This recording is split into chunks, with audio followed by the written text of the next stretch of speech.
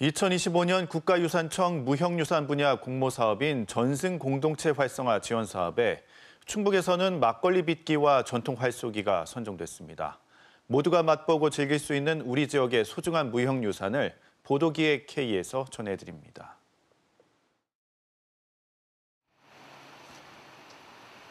보은읍에 유일하게 남아 전통 막걸리 명맥을 잇고 있는 양조장.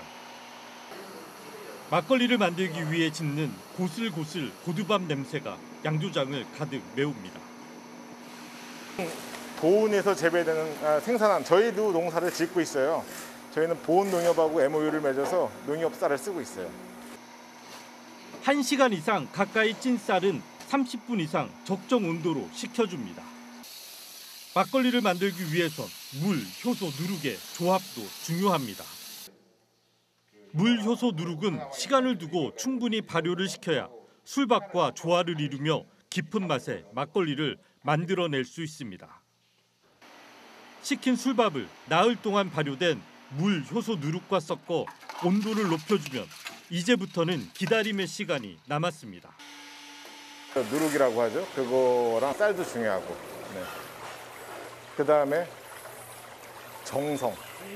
제일 중요한 건 정성입니다. 살아있는 애들을 관리하는 거기 때문에 정성이 제일 중요합니다. 한때는 동네마다 한 곳이 있을 정도로 전성기를 누렸던 양조장. 이제는 옛말이 됐습니다. 향토 문화가 사라지고 있는 것에 대해서 좀 아쉬움을 가지고 있었는데 저희 양조장이 지킬 수 있다는 것에서 의미를 두고 있습니다. 전통주 막걸리가 맛있게 익어가는 시간. 일주일 정도 시간이 걸리면 이렇게 이제 다 된 술이 나오거든요. 이거는 내일 걸러서 소비자들한테 갈 수 있는 술입니다. 전통과 정성으로 만든 막걸리. 70년대 후반까지만 해도 국내 주류 출고량의 74% 이상을 점유할 정도로 인기를 끌기도 했습니다.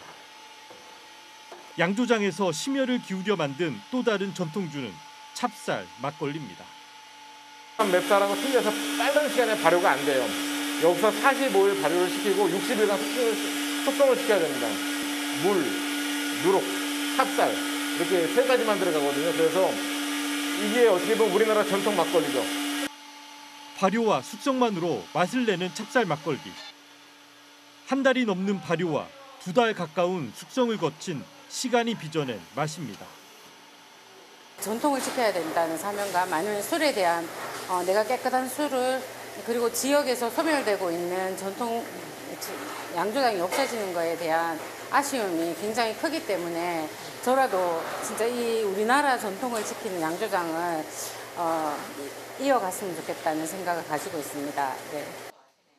막걸리 빚기가 지역의 문화유산을 대표하는 문화자원으로 오랫도록 보존되길 기대해 봅니다. 2025년 국가유산청 무형유산 분야 공모사업인 전승공동체 활성화 지원 사업에 선정된 지역의 또 다른 무형유산. 천년의 역사를 지닌 전통 활쏘기입니다. 이쪽으로가 이제 뿔 하나, 이쪽이 또 뿔 하나. 그래서 이제 한마디로 물소 한 마리가 여기 들어가 있는 거예요. 전통 활쏘기는 고종 황제의 뜻에 따라 전통 활터인 황학정이 건립되고 활쏘기가 민간으로 보급되어 누구나 즐길 수 있게 됐습니다. 조선시대 내내 이 활을 선비들이 많이 써왔습니다. 예, 이렇게 이제 한번 올린 거예요. 된 거예요, 그러면? 그러면 요거를 가지고 이제 식혔다가 조금 더 그랬다가 이제 쏘는 겁니다. 사라져가는 전통 문화 활쏘기. 지역에선 100여 명 정도가 그 전통 계승에 함께하고 있습니다. 활을 당기는 표정엔 비장함마저 감돕니다. 관역까지의 거리는 145m. 관역을 정확하게 맞춘 화살들이 공중으로 흩어집니다. 굉장한 매력이 있어요. 지금은 이제 관역 맞추기 하나거든요. 근데 옛날에는 이제 그 왕실의 스포츠였으니까 스포츠로 바뀌면서 그런 옛날 활터에서 내려오던 우리 조상들이 하던 문화나 전통의 측면으로서 어떤 그런 면이 다 사라지고 관현마치기 하나만 남은 게 현재예요.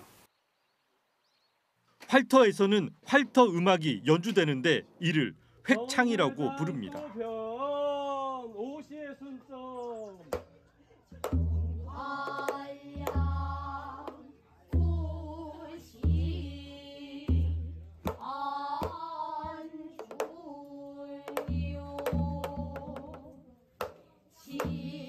충청 이남 지역에서는 이를 호충이라고 일컫는데 명맥이 거의 끊기다시피 했습니다.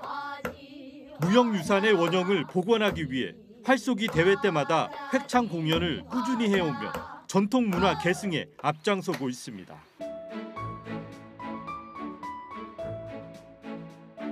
과거와 미래를 이어주는 징검다리 역할을 하는 지역의 다양한 문화유산이 보존, 계승되길 기대해 봅니다.